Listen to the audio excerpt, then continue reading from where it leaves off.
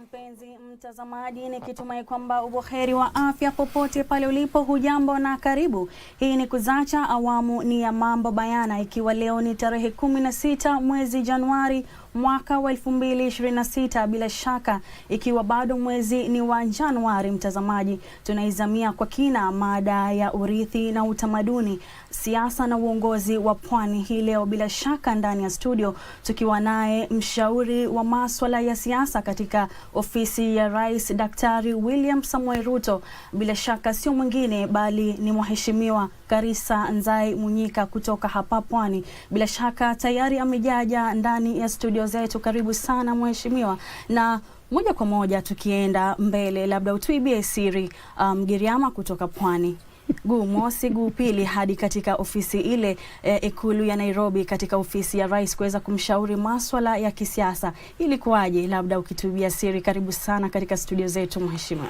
Asante sana Faima kwa kunipatia nafasi hii pia kuja hapa nyumbani na kuweza kusemezana. Pia nashukuru kwa Daktari William Samoei Ruto kwa kunichagua katika ofisi yake katika masuala ya kisiasa.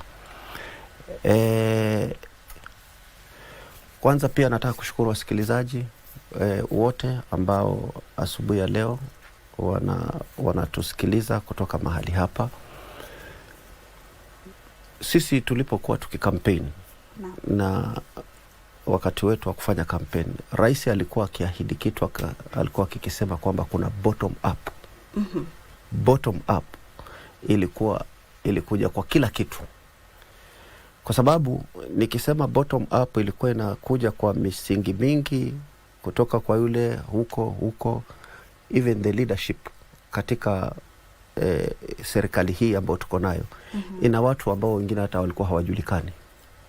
Watu ambao walikuwa hawajulikani waliweza kuinuliwa mpaka sengine wako katika nyanja mbalimbali katika uongozi. Mmoja nikiwa Karisa. Nani alijua Karisa Nzai? Kando na watu wa Jomvu nikiwa MCA. Lakini katika mpangilio wa Rais, na nasema pia kuna umuhimu wa kuwa na uaminifu na mtu. Nimekuwa mwaminifu kwake hata wakati alipoanza katika masuala yake ya siasa, akipanda miaka mingi sana, si jana wala sijuzi, na hatuja yumba. Tulisimama hapo na uaminifu huo. Nafikiri katika kukumbuka kwake bottom up, akaniona mimi Karisa Nzai kutoka huku Jomvu, ndiposa nikapata nafasi ya kufanya kazi na yeye huko. Basically ni bottom up. Wale ambao walikuwa hawajui hata nani siku moja anaweza kumshika mkono akawa mahali, serikali ya William Ruto imewakumbuka wengi. Hata ambao walikuwa hawawezi kujulikana, watu wakashikiliwa. Tuko ngazi tofauti. So kongole kwake kwa maneno ambayo anayaahidi pia kuweza kuyatimiza. Kozi akisema yeye hufanya. Kama ulivyosema kwamba wewe ni mfano hai wa bottom up, kwamba umetolewa maeneo ya chini na kuwekwa katika ngazi za juu za serikali. Labda utueleze, umekuwa mshauri wake wa kisiasa kwa muda sasa. Labda Rais Daktari William Samoei Ruto ni mtu wa aina gani kwa watu ambao nyinyi mko karibu naye zaidi? Je, ni mtu wa aina gani labda kwa kifupi? Kwanza Faima, wacha niseme kati ya wengi ambao nimewajua katika maraisi, William Ruto yuko tofauti. Kwanza ni mtu anapenda kusikiliza. Yeye hupenda kusikiza. Ni rais asiyesikiza umbea. Ukitaka mkosane, nenda kazungumze kuhusu mambo ya mtu. Ana mambo mengi ya kufikiria. Hana mambo mengi ya kufikiria fulani amesema nini, na ukitaka akufukuze, nenda ukamweleze kuhusu mambo ya watu. Hivi yeye ni mtu ambaye akiashaamua hivi ndivyo tutakavyoenda, maana amelifikiria, kama mwenyewe anavyosema siku zote kwamba yeye wajua si mlevi. So akisema kitu huwa amemaanisha kile anachokisema. Mtu mzuri, mtu mungwana, mtu ambaye ana roho safi. Waweza kuzungumza huku nje kabla hujakaa na yeye. Lakini zungumza yale unayotaka, lakini siku utakapomfedeha, utakapokaa na yeye moja kwa moja, akili yako itabadilika, mambo yako yatabadilika, kwa sababu yeye ni mtu ambaye anapenda akueleze kwa nini amefanya kile anachokifanya. Kwa mfano, rais amesema sisi tutaenda mbele, na alipozungumza kuhusu mambo ya maswala, kwa mfano tu swala moja ambalo sasa hivi lilionekana ndoto, lakini linaonekana sasa dhahiri, aliposema hii Kenya sio watu wote wataendelea kukaa katika slums. Lazima tujenge nyumba, makao mazuri ya Wakenya. Sio watu wachache wawe wanakaa vizuri na watu wengi wanakaa katika hali mbaya. Aliposema katika hii sekta ya nyumba tutajenga, tumejenga. Ilionekana sasa watu walikuwa wanafikiria hili ni jambo haliwezekani, maana ni Ulaya peke yake ndiko kuna manyumba mazuri, ndio kuna hata hapa Kenya. Na hivi sasa tumeanza kuwaonesha. Mukuru kwa Njenga, nani alikuwa akijua mahali kama Mukuru kwa Njenga kunaweza kuwa vile kulivyo? Leo kuna watu wako katika makazi mazuri, panapendeza. Mpaka sasa watu wengine wanafikiria kuhama kule walikokuwa waende Mukuru kwa Njenga. Na mengi mno ambayo kwa sasa aliyasema na anayafanya kwa kusikiliza maoni pia ya watu. Umetaja kwamba ni serikali ya bottom up, vile vile umetaja kwamba jambo la nyumba za bei nafuu limeweza kuafikiwa ama kutendwa na serikali. Je, wakazi haswa wa pwani ambao hivi sasa wengi wamelalamikia makao yao kuharibiwa ama kubomolewa kwa sababu ya nyumba hizo za bei nafuu, je, hivi sasa wana nafasi gani katika nyumba hizi mpya ambazo tayari zimejengwa na vile vile kuzinduliwa? Je, wamepata nafasi ile ama uelewa wa watu wale wa chini kuhusiana na nyumba hizi za bei nafuu, je, wanao ama inakuwa namna gani? Kweli watu wengi wanalalamika kwa sababu labda wakati mwingi ni kwa sababu ya kutokuelewa. Sisi kama serikali tumekuona katika mahali unapokaa ama nyumba, wakati mwingine kama ardhi ilikuwa ni ya serikali, ina watu ambao wameenda kujenga vijumba duni. Sasa tunataka kuwajengea nyumba nzuri, na tukiwa tunataka kuanza kujenga, huwa kuna ile kitu inaitwa public participation. Tunakuambia tunataka kuivunja hii, tuijenge, na tukijenga wewe utakuwa mtu wa kwanza kutaka. Hakuna mtu aliyefukuzwa na serikali hakupewa hata kitu ya kwamba si tunakuambia nenda ukarenti hapa, tunakupa fidhia, nenda ukarenti hapa. Nyumba zikimalizika tukishaanza na wewe utakuja. Wengine wanarudi kwa sababu wanaona sasa wacha mimi nirudi niende nikakae pale mahali na nitalipa kidogo kidogo. Wapi utaona katika hii dunia kama sio mpango mzuri wa serikali kwamba lipa kidogo kidogo, hiyo nyumba si ya kukomboa. Hiyo nyumba itakuwa yako. Mpango wako na mapato yako ndio utasema wataka kulipa miaka 10, wataka kulipa miaka 15. Hata ukilipa miaka 15, lakini nyumba sasa ni yako kabisa, sio ya kukomboa. Hilo si jambo la heri. Kitu ambacho labda watu wengi hawajakijua ni kwamba ufahamu wa jinsi basi nitakuwa, because kila kitu kizuri ambacho kiko kina kusacrifice. Yani kuna lazima uwajibike mahali fulani. Yale maisha uliokuwa nayo lazima yakate kidogo ili ujipange nyumba iwe yako. Lakini huwezi kuwa tunakupatia nyumba alafu wewe unakaa kabisa unasema hapana. Wewe kitu ambacho utafanya hata kama ni kulipa kidogo kidogo yale mapato unayopata, lakini uishi katika nani asiyependa? Wewe ulikuwa katika slum, leo unaishi kwenye gorofa labda ya 5, ya 6, ya 4, ya mahali popote vile ambavyo nyumba ilivyojengwa. Kwani hata magonjwa mengine mengi yatakuepuka kwa sababu ya mazingira ya mahali unapokaa. Kwa hivyo wewe wajibika, serikali imewajibika kipande chake, na wewe nawe wajibika katika kipande chako ili uwe na maisha bora. Naam, umezungumzia kuhusu jambo hilo la bottom up. Nikirudia tena, mheshimiwa, hivi sasa imesalia muda mfupi kuweza kutamatisha hatamu yenu ya uongozi ya miaka hii 5 ya kwanza. Labda ni kuulize tu, bado Wakenya wanalia, Wakenya wanalalamika, mama mboga bado wanalalamika kwamba maisha bado ni magumu, kumekuwa na mwiba katika maendeleo na vile vile kupata tonge la kila siku. Je, watapata afueni lini, ama unawaambiaje wewe kama mshauri mkuu wa masuala haya ya kisiasa, na vile vile umekuwa ukimshauri rais, kukoje? Faima, labda nikilifafanua hilo jambo la kwamba kuna watu wanalalamika, labda mtu mwenyewe anapenda kulalamika kwa sababu yake mwenyewe vile anavyotaka, lakini hii serikali imetoa njia nyingi sana za mtu kuweza kujimudu. Najua nasema hivi kwa sababu siku za zamani ndio kulikuwa kuna mana, chakula cha kutoka mbinguni kikawafikia watu, lakini wakati huu tumewatengenezea vitu ambavyo vinaweza kuwafikia wao wenyewe wakawa na kila kitu. Serikali imepeana avenues nyingi za mtu kuweza kuwajibika akawa sawa. Haya, Faima, kuna pesa ambazo serikali imezitoa. Kama hukusoma sana ya kupata zile siweza kufanya biashara. Serikali ikatoa billions and billions za Hustler Fund. Watu wakang'ang'ania. Sasa hivi pesa nyingi zimechukuliwa watu wa Hustler Fund, lakini kuna wengine anachukua hiyo shilingi 500 hataki kulipa tena. Si tunaanza na 500, wewe hutaki kulipa 500, waweza kuanza biashara. Hizo pesa ni kidogo, kwa hivyo ukichukua hutaki kulipa, utasongeaje mbele? Tuna pesa za Youth Fund. Kuna kitengo cha Youth Fund serikali imekitoa. Huna pesa mfukoni, si uandike proposal basi, uende ukachukue pesa kwa Youth Fund ufanye biashara. Kuna pesa za women ambazo zipo, serikali imezitoa. Hapa kwetu Mombasa tulibahatika kutoka hapa. Nani alijua Fatuma Barayani?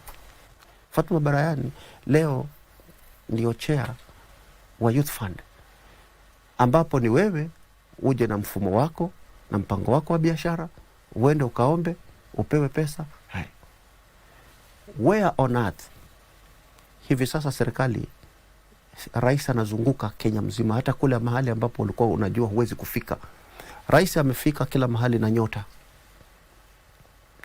PS ametoka hapa, alikuwa activist tu, Jacob Fikirini Jacobs. Leo ndio PS wa youth, anaye spearhead hii pesa ya nyota. Kila ward iko na watu 70 ambaye kila mmoja anapata pesa ya bure, grant shilingi 50,000 ambazo atapewa za kujikimu kuanza biashara yake.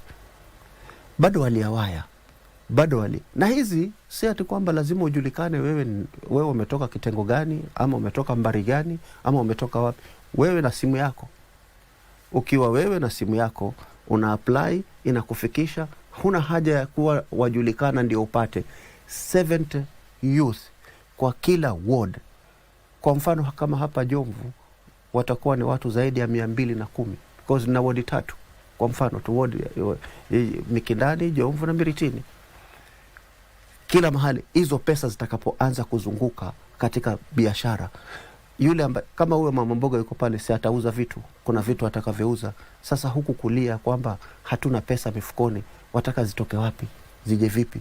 Tumekupatia njia yote ya kupata hizo pesa, na hakuna mtu ambaye amelalamika kwamba mbona mimi sipati, lakini kwa sababu kama utaomba utapewa. Tukisalia katika uongozi, mheshimiwa, kuna madai kwamba serikali ya Rais William Ruto imeweza kununua serikali ya ODM hivi sasa. Na vipi ODM sio serikali, ni chama chama cha ODM kumradhi, kwamba unawashaurije haswa viongozi wa Pwani kuhusiana na jambo hili? Je, inakaaje hasa katika eneo hili letu la Pwani? Je, wachukue mustakabali gani? Na wewe kama pia kiongozi kutoka Pwani, hili unalionaje na unalichukuliaje? Faima, chama cha ODM kiko katika Kenya mzima, na bahati nzuri hapa kwetu Pwani kilikuwa kinaongozwa na gavana wetu ambaye sasa ni waziri, Hassan Joho, ambaye alikuwa amekishikilia hicho chama. Na nakumbuka kuna wakati mmoja ilikuwa huwezi pita na chama chingine. Wakati ule 2013 nafikiri hata karibu sote tulipita na chama cha ODM. Kwa mara ya kwanza county ya Mombasa ilipita na ma MCAs wote. hivyo kilikuwa na umaarufu kwa sababu ya yule kiongozi ambaye alikuwa pale. Manake wengine hawakumuona Raila karibu, lakini walimuona Hasani. So kwa ile imani ya ule uongozi basi ilikuwa pale. Na masuala haya ya kwamba serikali imenunua chama cha ODM, hilo ni tunasema ni jambo potofu, kwa sababu chama cha ODM ni chama ambacho sisi tuliwaita kama marafiki. Mtu kwenda nyumbani kwa mtu hujasemekana kwamba umenunuliwa. Urafiki wetu na maadili waliokuwa wako nayo na sisi tulionayo yanawiana. So tunaweza tukakubaliana. Si nyinyi mlikuwa mnataka kujenga nyumba, basi hata sisi tumejenga nyumba. Hili swala tumemaliza. Nyinyi mlikuwa mnataka kutengeneza SHA, kuwe na hospitali ambayo itakuwa inachukua, na sisi pia tuko namna hiyo. Sasa ni kumaanisha waliokuwa nayo na sisi tulionayo yanawiana. So maswala ya kusema serikali imenunua ODM hayapo. Ni maswala potofu na siamini, na hata kama ingekuwa pia tunataka kukinunua, siku kitakuwa kinauzwa tutakinunua. Wakitangaza wanakiuza, tutakinunua, maana kina wafuasi. Ni chama ambacho pia kina wafuasi. So siku ile mzee Oburu atasema hichi chama tunakiuza, sisi kama watu wa ODM, wacha rais hata mwingine pia atakiendea.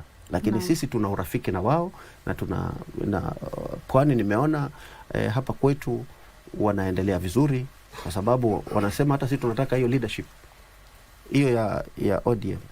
Kwa sababu tulikitengeneza, tukakiweka, tumekifanya na wafuasi.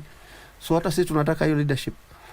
Wakimaliza mambo yao, wakisema wakimpatia Hasani, na Hasani wewe usinyamaze pia, kwa sababu si unataka sema. Vile vile umeweza kuzungumzia kuhusiana na matibabu. Wakazi wa Mombasa, haswa wa Pwani na Kenya kwa jumla, bado wamelalamikia kuhusiana na huduma za matibabu kupitia huduma ya SHA. Hili unalizungumziaje katika ofisi ile ya kumshauri rais kuhusiana na masuala ya siasa? Wacha nikueleze kwamba swala la SHA lilikuwa ni jambo ambalo lilikuwa ni jipya na limefanya vizuri sana. Mgala muue na haki yake umpe jamani. Watu wengi walikuwa wanateseka na bili za hospitali. SHA mpaka leo, you can imagine, mpaka leo watu unawaambia jiregister kwa SHA, bado hawataki.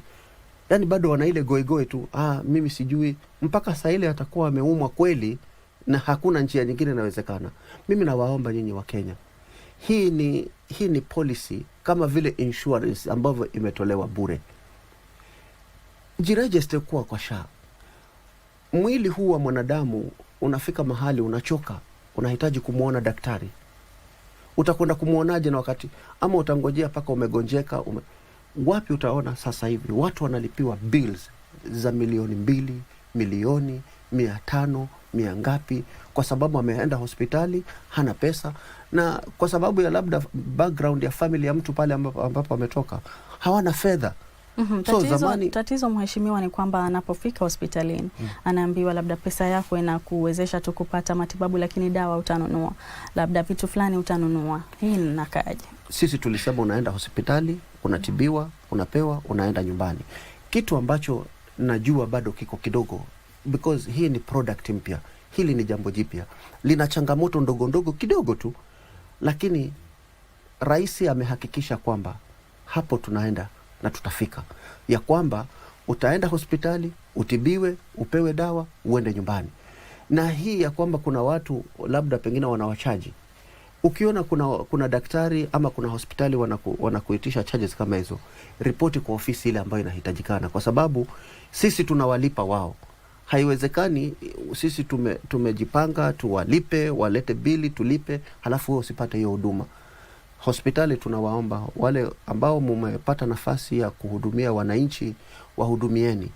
Kama kuna swala lolote, uliza pale ambapo umepewa hiyo authority, hiyo serikali, kwa sababu huyo mwananchi sisi tunachukua ushuru ili tumtengenezee yeye, ili naye apate. Sisi ambao tunakatwa pesa nyingi kwa SHA, ili ni kwa sababu kuna watu wengine ambao walikuwa hawako katika huo uwezo, sasa dao wapate matibabu. Na ndio sababu tunawaambia wewe jiregister na hiyo SHA popote ulipo, mahali ambapo ni karibu. Wewe na simu yako Ugumu uko wapi kujiregister kwa SHA ili ukifika hospitali upate matibabu? Ufisadi, mheshimiwa, umekuwa mwiba katika uchumi na kukua kwa Kenya na vile vile pwani. Je, unalizungumziaje hili? Je, tutafanyaje ama mnatatua vipi swala hili la ufisadi, haswa ukiangalia hivi sasa ni wakati ambao Wakenya wanatarajia mengi kutoka kwa serikali? Fahamu ufisadi ni ugonjwa ulikuwa. Naam. Na huu ugonjwa kuingia ni rahisi, lakini kutoka ni tabu. Na rais ameahidi kwamba atapambana nao. Ni ugonjwa ambao uko kwa sababu uko kwa watu wengine wengi huku chini chini na kila mahali. Lakini tunataka kuambia, kama Kibaki siku moja alikuwa anazungumza kuhusu mambo ya corruption, alilitaja tu hilo jina na watu wakaingia mitini wengi. Na hata hivi sasa William Ruto ame-empower watu wa ACC na unaona sasa hakuna cha nani atakayepona. Wale ambao bado wanaendelea tu na mambo ya ufisadi, time yao itafika. Kabla hujashikwa utapatikana, kwa sababu hatuwezi kuwa na serikali inapeana pesa kwa huduma za watu, halafu mtu mmoja peke yake anaona kwamba anastahili yeye awe nazo kushinda wengine. So corruption katika kila ngazi inaangaziwa, na ni kwa muda tu. Hata wewe utapatikana mahali ambapo vile unavyovifanya, usifikiri serikali haioni. Hapana, inaona na inajua. Kama wewe hutatosheka na mshahara, kabla tukukujie viache. Kwa sababu utafikiwa tu. Hatuwezi kuwa sisi tunatafuta pesa tutengeneze nchi, then kuna mtu kazi yake ni kuzichukua akizitia mfukoni. No way. Hapana. Kabla sisi tuharibikiwe, hata wewe tutaharibu mambo yako. Viongozi wa pwani wana wajibu gani katika kuendeleza mshikamano wa viongozi na siasa za pwani, kuhakikisha kwamba tunachukua pwani na kuileta katika mahali palipo bora zaidi katika nchi hii ya Kenya? Mimi ninaamini kwamba tuna mahali ambapo tunaenda, kwa sababu kama pwani viongozi sasa wanaanza kushikana, wameshikana. Mimi nasema kama Kingi alikuwa PAA, Joho alikuwa ODM na Mvurya alikuwa UDA, lakini sasa tunaweza kuja na wengi sote ambao tunaweza kuwa hapo. Demand zetu ama kama pwani, unajua sasa mimi sizungumzii pwani, mimi nazungumzia Kenya mzima, lakini kama pwani kivutio chetu kwanza ni kushirikiana na kuona kile jambo ambalo hatuna, hasa la kimiundo msingi. Wacha tusitetee mambo makubwa mengi sana. Kuna mpwani hapa anakaa mahali kama Changatini, hawana maji. Naam. Kuna mpwani hapa mpaka leo hapa hatujakuwa na kiwanja kikubwa kizuri cha mpira. Hawa ukienda Ukambani iko, ukienda Sai, ukienda huko Western utapata, na maeneo mengine. Kushikana kwao ni kuwe na matunda. Kushikana kwetu katika masuala hata ya kichama, stake yetu ambayo tunaitisha ni kwamba tuwe na uwanja bora mpaka kila mmoja, kwa sababu kukiwa na uwanja hoteli zote zitajaa. So mahali ambapo hakuna maji, kwa mfano mahali kama huku area ya Changatini, watu wanakuwa na shida ya maji. Tuko na Coast Water, tuko na ministry, tuko na county. Gumu liko wapi kuchukua greda kutengeneza hata hiyo water pan, watu wapate maji. Hizi barabara zote ambazo tuko nazo, tumebahatika sasa kiongozi wa chair wa kusimamia mambo ya mabarabara ametoka hapa kwetu pwani, aliyekuwa waziri. Sasa tutakwenda kulaumu serikali kwa misingi ipi, wakati resources tumepewa, ugatuzi tumeshapewa? Tunaweza kuchukua greda la county, tukaenda tukapanua Msara water pan, tukaitengeza. Alternatively, ni county gani ambayo ambayo inapaswa kununua hata mashini yake yenyewe ya kutoboa maji? Pale Kilifi ziko karibu, kwa mfano pale Kilifi ziko nyingi sana hizi mashini za kutengeneza maji. Kwa nini tusitengeneze boreholes, watu wakapata maji? Inabidi watu wateseke. Karne hii tuko nayo, watu wanabeba maji na mitungi. Wewe kiongozi ambaye umepewa mamlaka na wananchi, ukiwa utaendelea kuendelea namna hiyo, hawa wananchi watakurate. Then wakati wa kupiga kura itabidi utoe hesabu ya hiyo miaka 5 ambayo umepewa, na ni nini kile ambacho umekifanya, na wananchi wanaweza wakakuhesabu kwa yapi. Na vile vile kama mshauri wa rais umetaja kwamba kuna watu ambao wanazembea labda majukumu yao. Je, mnawafanyia nini ama mnawapatia hukumu gani kwa wale ambao hawafanyi vile inavyopaswa kuhakikisha kwamba wakazi haswa wa pwani, au ukiwa wewe ni kiongozi kutoka pwani, hawapati vile wanavyostahili kwa wakati na vile vile wanateseka? Umezungumzia kuhusiana na tatizo la maji ambalo hivi sasa bado linawasibu wakazi wa pwani, ambapo ukosefu wa maji ni mambo ya karne ya zamani. Wamama kubeba maji kwenye vichwa vyao ni mambo ya zamani. Hivi sasa katika karne hii hatutarajii kwamba kuna shida hizo za maji, na vile vile wale ambao sasa wanazembea majukumu yao, je, mnawaeka wapi? Na vile vile tuzungumzie kuhusu kuzorota kwa baadhi ya miradi, tuzungumzie kuhusu barabara, miundo mbinu. Barabara hii ya Mombasa Malindi pia imekuwa kwa muda labda umeweza kuleta shida, kumekuwa na trafiki, kumekuwa na shida barabarani. Je, hili nalo nalizungumziaje? Faima, nafikiri juzi mwaka jana tulikuwa na rais hii mambo ya barabara ya Mombasa kuelekea Malindi. Naam. Contractor nafikiri yuko kwa hiyo process. Itakuwa ni ndoto ya zamani sasa, kwa sababu naamini contractor yuko na bado yuko na kazi inaendelea. Ni kuchelewa kidogo tu, nafikiri kwa sababu 1-2, but naona anaendelea, kwa sababu juzi nilipita juu kwa juu. Naona imefika mbali.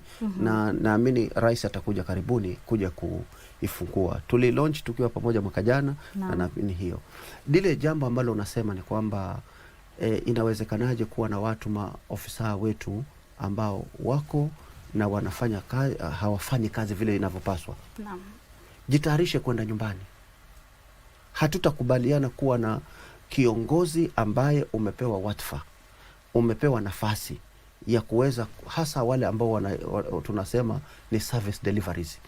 Mtu mnapaswa upeane maji, kwa mfano maji ambalo ni kitu ambacho katika kikatiba ni mtu apewe, kuwe na maji mengi safi. Hiyo ni kikatiba wapewe. Sasa wewe kama tumekuweka hapo na wewe hautaki kufanya, nikiwa mimi nitamwambia rais, hautusaidii. Badala tukuache wewe hapo, afadhali upaondoke uende nyumba. Tupe nafasi mtu mwingine aje afanye. Kwa sababu rais hataonekana. Kwa mfano juzi ilikuwa nasikia jambo la kusikitisha sana. Watu wanalalamika kuhusu masuala ya maji, na bila kuwa na ufahamu wanalaumu rais. Sasa rais ni abebe maji kutoka Nairobi ayalete hapa, wakati maji Mungu ameyaweka yako hapa chini ya ardhi. Yanataka wewe uyatoe uyaweke juu. Kama kule nchi zingine hawana maji hata ya huko chini, wanachofanya wanachukua maji ya chumvi, wanayabadilisha yawe maji masafi watu wapewe. Itakuwa maji ya kisima ambao tumeyachimbia kisima. So nyinyi wale maofisa ambao wamepewa huu wadhifa, tunawaomba ili kwamba serikali isionekane haifanyi kazi, kumbe ni wewe mtu mmoja ndio hutaki kufanya kazi. Kama imekushinda ama umechoka, natoka nje basi. Kama kuna challenge ambayo inakusumbua, toka nje kwa vyombo hivi vya mumenilipisha kuja hapa. La hasha. Si uje basi kwa uitishe, uje useme challenge ambayo tuko nayo, tunayoipata ni A-B, ili watu wakuelewe kwamba huwezi hayo majukumu yako unayoyasema hayawezekani, kwa sababu kwamba una changamoto hii na hile. Naam. Uko na doza, uko na gari, uko na nguvu, uko na vifaa vyote.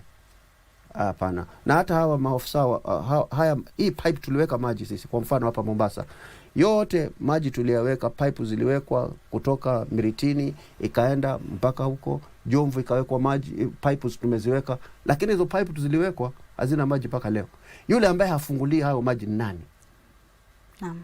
Bila shaka kunafaa kuwa na uwajibikaji katika sekta mbalimbali hapa pwani. Bila shaka mtazamaji, ni mahojiano ya moja kwa moja naye mshauri katika rais ya Dr. William Samoei Ruto wa masuala ya kisiasa, vile vile pia aliyeteuliwa kuwa kiongozi wa jamii ya Mijikenda hapa pwani. Bila shaka hivi sasa tukitoka katika siasa tukirudi katika urithi wa tamaduni za pwani, mheshimiwa uliweza kuteuliwa kama kiongozi na msemaji wa jamii ya Mijikenda hapa pwani. Pwani. Unadhani kitu gani haswa kilipelekea wewe kuweza kuteuliwa katika sekta hiyo, na vile vile je, wajibu wako ni gani kuhakikisha kwamba unafanikisha mila, urithi na tamaduni za Pwani, hasa jamii ya Mijikenda na Kaya kwa jumla? Kuna wazee siku moja walikuja kwangu na wakaniuliza kama naweza kuwa msemaji wa Mijikenda, na tukawa na kikao. Siku hiyo katika hiyo kikao ndio wakasema basi tumekuweka tu uwe unatusemezea, lakini nataka kuliweka jambo hili wazi kwamba ikiwa babako yuko, huwezi kuwa na kichwa. Naam. Nikisema hivyo ni kumaanisha katika umri wa Kimijikenda, wako baba zangu ambao wako na wanaweza kuwauliza ushauri katika maswala tofauti. Leadership iko na mambo mengi. Mimi naweza kuwa mzuri katika area fulani na kuna mwingine akawa mzuri. Niliona juzi hapa Pwani tumeshikana na tukawa tumemchagua au wakamchagua mzee Makwere. Makwere ni mzee na umri pia umesonga vizuri, ambaye ana mengi ambayo ameyaona. Na mimi nataka pia kumuunga mkono kwa sababu zamani wajua tulikuwa sisi wa Mijikenda tulikuwa wajua kabila ya Wagiriama ni wengi kushinda Wagiriama ndio wanaonekana, lakini kama ilichukuliwa wazi mpaka juzi akaenda pale kwa kaburi la marehemu Ronald Ngala, mzee Makwere ndiye aliyekuwa pale. So ninachosema ni kwamba huko kuendelea kwa utamaduni naona unaenezwa na unaendelea vizuri. Na zaidi ya haya yote ya kuwa ni nani atakaye tusaidia kuyafikilia yale malengo ya Wamijikenda nao kuonekana wako pale mahali ambapo tunataka. So kukiwa na mzee Makwere akiwa yuko pale, na mimi nampongeza pia. Hata hawa kena Hasani wanao hakikisha kwamba yanaleta haya. Then kuna huyu mzee Mwangala ambaye yuko hapa msemaji wa Wachonyi na hawa wengine wote. Sote na tushirikiane. Na sote tuwe kitu kimoja. Nani ni nani? Kiongozi ni mmoja tu. Hawawezi kuwa wengi. Whosoever tutamheshimu katika ile wadhifa ambao tumempatia. Mimi na waunga wote mkono. Mimi ni mfanyikazi wa serikali. Lakini nataka kuwaunga wote mkono, niwashikilie mahali ambapo wananihitaji, niwapatie advice, nitawapatia. Ili kwamba tuhakikishe hakuna wrangle ya kiongozi nani awe nani. Hatutakubali huo mlango weko, bali tuwashirikishe wale wazee wetu ambao wako na tuweze kuwaunga mkono ili waweze kuyafikilia malengo yao. Na tukiachana na uongozi wa siasa, na vile vile tunafahamu kwamba Pwani ina utajiri mkubwa wa urithi na tamaduni, haswa katika kuvutia watalii katika eneo hili na kuweza kutengeneza pesa zaidi katika eneo hili la Pwani. Je, unadhani viongozi wetu wana nafasi gani kuhakikisha kwamba hili linadumishwa, na vile vile labda mila na tamaduni zinaweza kuendelea kudumishwa? Wewe kama uliweza kuteuliwa kwa wakati fulani kuwa katika kikundi kile cha kuweza kuzungumzia kuhusu Mijikenda na vile vile kuenzi mila na tamaduni za Mijikenda, je, unadhani wa Pwani ama viongozi wa Pwani wanafaa kuchukua mkondo gani ama mwelekeo gani kuhakikisha kwamba wanaenzi urithi na vile vile kuweza kutumia jambo hili kuweza kukuza Pwani kwa mapana zaidi?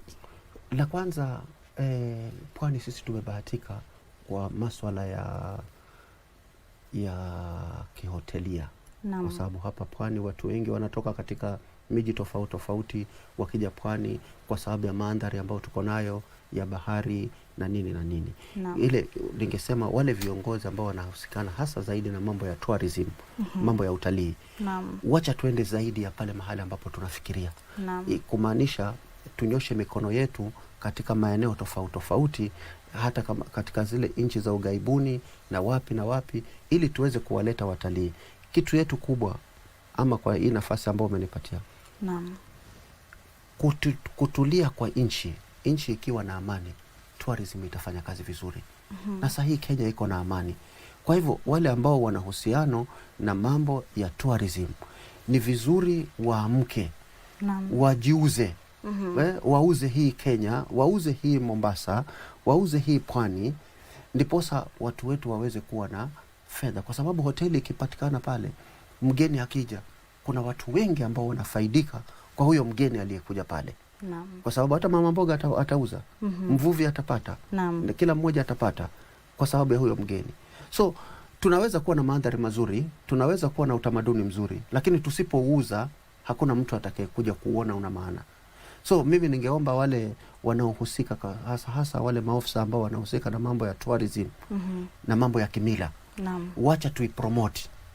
Watu kutoka Ulaya kutaka kuona Masai, watu kutoka wapi kutaka kuona Waturkana, Wapokot vile walivyo, kwa sababu waliwaona katika picha. Sisi hapa kwetu tuna mambo mengi mazuri, kuna Fort Jesus, kuna bahari, kuna mambo mengi. Wazungu wanakuja hapa na kwenye mbuga na magari unayaona. So ni kwamba kama kuna utulivu wa kisiasa na amani, then wale ambao wako katika maofisi ya kupromoti hiyo, ningeomba ndio waamke, kwa sababu vitu ni kujituma. Hakuna mtu atakutazamia, tujitume. Na viongozi wa kaya ama wazee wa kaya wana nafasi gani katika labda siasa za pwani, ama kuna vile labda mnapata ushauri kama ulivyosema kwamba penye wazee hapa haribiki neno, na vile vile kuna wazee ambao pia ni viongozi wa kaya, na vile vile ukiangalia kwamba watu wengi hapa pwani ni jamii hiyo ya Mijikenda. Je, kuna vile labda mnashirikiana kwa njia moja ama nyingine na wazee wale kuweza kupata labda angalau ushauri ama vitu kama hivyo?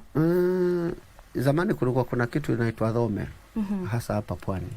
Dhome ni mahali ambapo wazee walikuwa wanakaa wakipeana mwelekeo.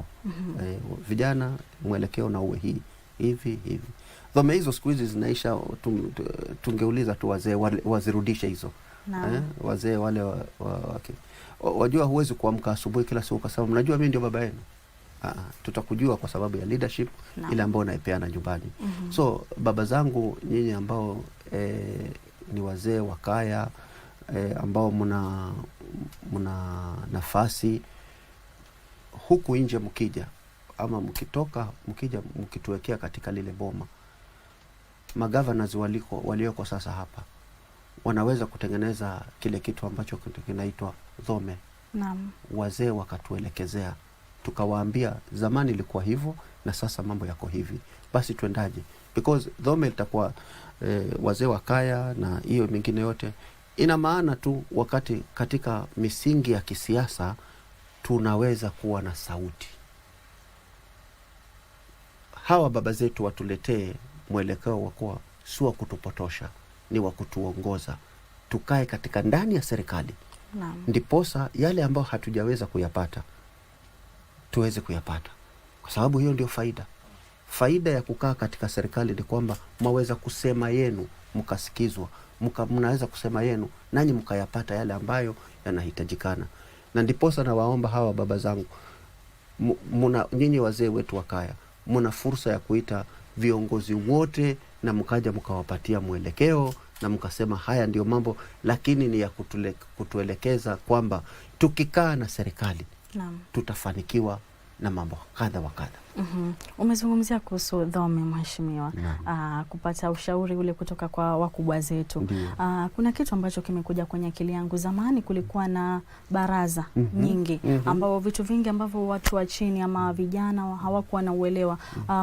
Mathalan kwa sasa watu wengi wanatumia mitandao ama simu hizi kuweza kupitia mambo ambayo yanaendelea. Kuna baadhi ya watu ambao hawana fedha zile za kupata hizi simu zinazofahamika kama smartphone, kuweza kupata labda kujua nyumba za bei nafuu zinapatikana vipi. Je, hizi baraza hivi siku hizi zimepotea kabisa. Hili unaliangaziaje, hasa kwa wakazi wa pwani ambao hawana mbele hawana nyuma? Labda baraza na dhome zinafaa kuregeshwa, ama mtachukua mkondo gani haswa katika viongozi wa pwani kuhakikisha kwamba hili linarudi na kuweza kutoa ushauri kwa vijana na vile vile wakazi wa pwani? Ndio maana Faiman kawa nasema kuna umuhimu hawa wazee wote, si lazima wazee wa kaya, lakini leaders wote ambao waweze kurudia haya mambo ya kuwa wanaweza kuwa na kufahamisha watu mila ama desturi za watu.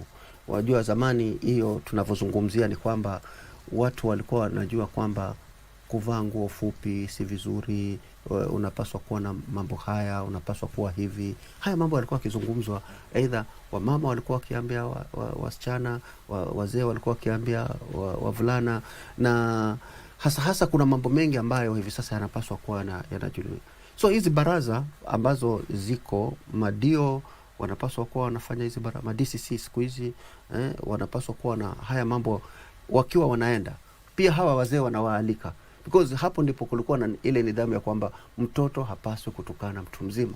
Aliyekupita umri atayapata wapi? Lakini kwa sababu majukumu mengine sisi kama watu wazima tumeyaacha, watoto tumewaachia social media. Social media ni nzuri, lakini kuna kwingine inaenda mpaka inawapotosha. Because mtu kadri anavyoona na anaona kwamba bado ni mila anaweza kuipokea, ambapo sivyo hivyo. Kwa sababu sisi mila tunaikosa kwa sababu tumekuwa na mashughuli kiasi cha kwamba hata katika mikutano yetu ya mabaraza hatuendi. Sasa kama hatuendi, wale watoto watapata wapi hii elimu? Kwa hivyo ni aji yangu kwamba wakati kunapokuwa na hiyo, tufanye hiyo mikutano iendelezwe zaidi. Hata wale DCCs wanapaswa kuwa, madio, ma-DC wanapaswa kuwa katika hiyo mikutano, wawaalike hawa wazee. All sectors tuweze kuwapatia wasia vijana, na mambo mengine mengi ambayo serikali inafanya wao wanaweza kuyajua pale. Kwa muda Pwani wamekuwa kilalamikia kwamba wameachwa nyuma kisiasa, na hivi sasa tumeona katika serikali hii ya Dr. William Samoei Ruto na vile vile ukiwa mshauri wake kwamba tumeweza kupata uongozi mwingi kutoka Pwani, ambalo ni jambo zuri. Je, tukiachana na kwamba tumepata wadhifa mkubwa kutoka Pwani hivi sasa, je, changamoto gani ya kisiasa hivi sasa unaona bado inawakumba viongozi wa Pwani, na labda watumie njia gani kuweza kuitatua ama kuiweza kuikabili changamoto hii? Kubwa ni kwamba ni watu washirikiane. Tuache ubinafsi. Tukiacha ubinafsi, basi tutafika mbali haraka sana. Na hakuna litakalo tushinda. Tuweze kuacha ubinafsi, tuweze kushirikiana, tuweze kuheshimiana. Aliyeko mbele amheshimu yule mwenzake. Hakuna sababu ya kuwa wewe unalalamika. Wale ambao tumepewa nyadhifa, tuweze ku-impress one another, tuweze kukumbatiana mmoja kwa mwingine. Maswala yetu tuyazungumze ambayo tunayahitaji. Hatuwezi kuachwa nyuma wakati tuna waziri si mmoja. Tuna ma-PS wawili. Hata nafikiri ni zaidi, ma-PS watatu. Tuko na board members wakubwa wengi. Tuko na kila mtu katika hii serikali. Tutakwenda kulalamika tunasema tunaachwa, basi tumeachwa wapi? Unless kuna mtu mahali hajataka kuwajibika yeye mwenyewe. Ombi langu kubwa ni kwamba sote ambao tumepewa nafasi katika hii serikali tuwajibike. Kama wewe ni nani, uwajibike. Kila mmoja awajibike ili tuweze kuyakamilisha yale ya kuwa Rais ameshakamilisha yake. Alipotuambia mimi nikiapishwa ndani ya 100 days poti nitairudisha, tuaifanyia kazi hiyo poti. Tunawaambia watu wetu wafanye nini ndio wapate hizo nafasi huko poti. Wafanye kazi huko poti. Mambo ya Dongo Kundu hii inakuja, hii free zone inakuja hapa. Tuko na barabara mzuri ya Dongo Kundu ambayo tumeitengenezewa. Katika miundo msingi, rais kazi yake kubwa ambayo alikuwa ametaka kuifanya, nyingi ameifanya. Ni sisi nasi tujitume. Tukimalizia mheshimiwa, nikiarifa kwamba muda umetupa kisogo, labda tutarajie nini kutoka kwako mwaka 2027? Mimi ni mfanyikazi wa serikali, nitasaidia mahali popote ambapo inatakikana. Na nitaangazia kitu chochote ambacho hakiendi sawa. Na sitakikosoa, tutashirikiana, tutasaidiana. Nani anapaswa kufanya nini? Kila mmoja anapaswa kufanya nini? Hilo ndilo jambo letu. Umuhimu ni viongozi wote waliochaguliwa tushirikiane. Kuna mengi yako katika serikali. Tusiende na mambo ya kibinafsi. Tuende na mambo ya watu. Wale ambao wametuchagua, wale ambao wametupatia nafasi katika nafasi ya kila aina, pale nafasi yote ambayo uko, wewe ni wa maana. Usijidharau. Hii nafasi yote, wewe ni gavana, wewe ni mjumbe, wewe ni senator, wewe ni nani, wewe ni board member, kila mahali. We need to team up together. Tukiwa sote, tukiwa tumeshirikiana, tutapata chochote ambacho tunakihitaji kwa ajili ya watu wetu. Na endapo serikali itachukua tena hatamu ya uongozi wakisema tutam hivi sasa mkiweza kuingia tena katika serikali, tutarajie nini kwa haraka? Tutarajie nini kutoka kwa serikali? Sisi hatuanzi, sisi tunakamilisha. Rais alisema mimi sitangojea ati paka niende second term ndio nianze kusema sasa ndio nataka kufanya. Sisi tunafanya second term, tunakamilisha. Hii second term sisi tutakuwa tunakamilisha miradi yetu, hatutakuwa tunaanza kufanya. Rais alisema kama vitu naweza kuvimaliza ndani ya 5 years, kwa nini ningojee 10 years ndio nije nimalize? Kumaanisha hakuwa na mpango wa kusema kwamba ati mimi nataka ni kipindi cha pili ndio niende nikafanye kazi. Tulishafanya na tunafanya na tutakamilisha.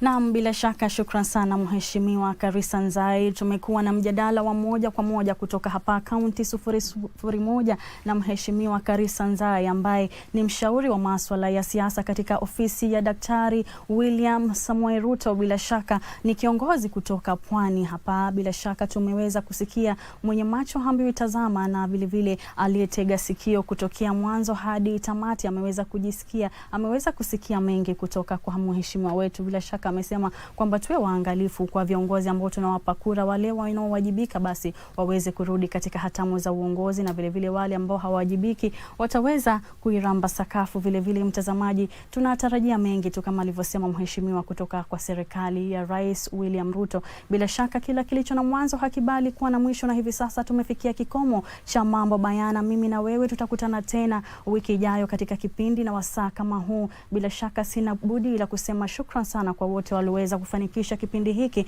Nitakuwa mtovu wa fadhila bila kusema shukran za dhati. Mimi nafahamika kama Fahima Ramadhan. Kwa heri mtazamaji.